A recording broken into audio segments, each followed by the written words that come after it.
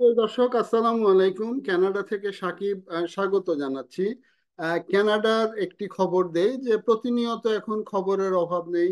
আমেরিকার সেই আপনার যে ট্যারিফ নীতি, সেই ট্যারিফ নীতির কারণে কানাডার ভূমিকার খবরের অভাব নেই। তো একটি খবর হচ্ছে যে টরন্টো সিটি কর্তৃপক্ষ, আপনারা জানেন যে ঢাকায় বাংলাদেশে যেমন সিটি কর্পোরেশন রয়েছে, ঠিক তেমনি ভাবে টরন্টোর যে আহ, মোট কথা যে সিটি কর্পোরেশন, সেই সিটি অথরিটি তারা ঘোষণা দিয়েছে তারা তাদের কর্মীদের জন্য উবার এবং যে রাইড শেয়ার কোম্পানিগুলি যেগুলি আহ, আমেরিকার মালিকানাধীন, সেগুলো তারা তাদের জন্য নিষিদ্ধ করেছে।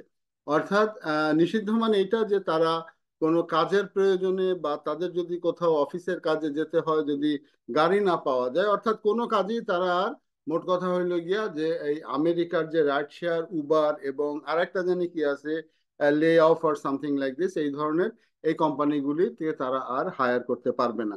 এবং হায়ার করতে পারবে না, এবং যেটা বলা হয়েছে যে সেটা হইতেছে যে এখন থেকে তারা এই ধরনের গাড়িগুলি যদি তারা নেয়, অর্থাৎ ভাড়া নেয় অফিসের কোনো কাজে ভাড়া নিলে পরে সেইগুলির বিল তারা এই টরন্টো সিটি কর্তৃপক্ষ দিবে না। তো এর ফলে কি হয়েছে যে ঘটনাটা বেশ কিছুদিন আগের, এবং এই ঘটনার ফলে আপনারা জানেন যে টরন্টো সিটি একটি অনেক বড় ব্যাপার, এবং সেখানে সিটির লোকজন যারা কাজ করে তারা যদি সেই রাইড শেয়ার গুলি না করে, যেমন দেখা যায় যে সিটির কাউকে কাজে যদি কাউকে কোথাও যেতে হলে পরে যদি সিটির গাড়ি না থাকে, তাহলে আহ, তাহলে তারা এই সমস্ত কোম্পানিগুলির কাছ থেকে গাড়ি ভাড়া করে, এবং সেই ভাড়ার বিলগুলি পরে দিয়ে দেয়। কিন্তু এখন আর সেটা করা যাবে না। তো এই ঘোষণার ফলে যেটা হয়েছে যে টরন্টো সিটির এই ঘোষণার ফলে স্টক মার্কেটে একটা বড় ধরনের প্রভাব পড়ছে এই উবারের।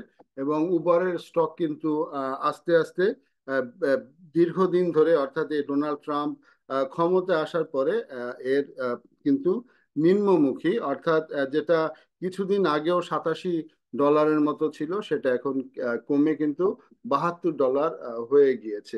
অর্থাৎ অলমোস্ট 15-20% কিন্তু তাদের স্টক মার্কেটের এই টাকা নেই।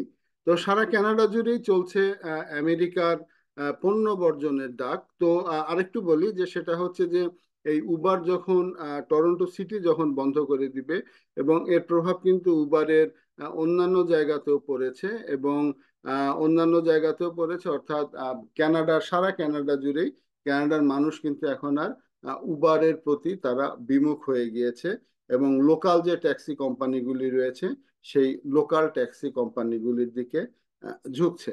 তো এখন কানাডা তাদের প্রত্যেকটা স্টোরে মেড ইন কানাডা বড় বড় লোগো দিয়ে দিচ্ছে। অর্থাৎ আপনারা আমাদের ভিডিওগুলো যদি দেখেন, আমরা স্টোরে গিয়ে দেখিয়েছি যে মেড ইন কানাডার লোগো দিয়ে দিয়েছে। অর্থাৎ মানুষ এখন দেখে দেখে বেছে বেছে কানাডার পণ্য কিনছে। আপনি যদি কোনো গ্যাস স্টেশনে যান, অর্থাৎ পেট্রোল পাম্পে যান, সেগুলো যেগুলি ক্যানাডিয়ান মালিকানাধীন, সেগুলিতে বড় বড় করে লেখা আছে মেড ইন কানাডা। এটা কানাডার পেট্রোল পাম্প, এবং ইউএস এর পেট্রোল পাম্পগুলি, অর্থাৎ গ্যাস স্টেশনগুলি কিন্তু এখন খাখা করে। ইউএস এর অনেক টার্গেটের বেশ কিছু দোকান রয়েছে কানাডাতে, সেগুলি কিন্তু বন্ধ হয়ে যাওয়ার উপক্রম। ওয়ালমার্টের অবস্থাও ভালো না। তো এইভাবেই কিন্তু চলছে কানাডাতে ইউএস বর্জনের ডাক, এবং কানাডার মানুষ ইউএস এর প্রতি সহানুভূতিশীল। আপনারা জানেন যে আমরা তো প্রথম প্রজন্মের কানাডিয়ান। আমাদেরও শত শত আত্মীয় স্বজন বাংলাদেশ থেকে এসে কানাডা এসেছে, আমেরিকাতে আছে, তারা বসবাস করছে, এবং যারা দীর্ঘদিন ধরে কানাডায় থাকে তাদের অনেক আত্মীয় স্বজন আছে ওখানে। অর্থাৎ দুইটি দেশের মানুষ কিন্তু আত্মীয়তার সম্পর্কেও মানে বন্ধনে আবদ্ধ। কিন্তু এই এক ডোনাল্ড ট্রাম্প কিন্তু সব সব উল্টাপাল্টা করে দিচ্ছেন। তো হয়তো বেশি দিন থাকবেন না এই ধরনের জিনিসপাতি। তিনি আবার প্রাইম মিনিস্টার কার্নিকে অনুরোধ করেছেন ফোনে কথা বলার জন্য। হয়তো আজকালের মধ্যেই তাদের একটি ফোন আলাপ হবে। তো দেখা যাক। এবং কানাডার বাজারে ইউএস এর প্রোডাক্ট আস্তে আস্তে শেষ হয়ে যাচ্ছে, এবং খুব সম্ভবত খুব তাড়াতাড়ি ইউএস এর পণ্য, অলমোস্ট একেবারে যেগুলি মানুষ পারবে না, সেগুলি ছাড়া ইউএস এর পণ্য কানাডাতে বিক্রি হবে না। তো ধন্যবাদ দর্শক, এতক্ষণ সময় দেওয়ার জন্য। আসসালামু আলাইকুম।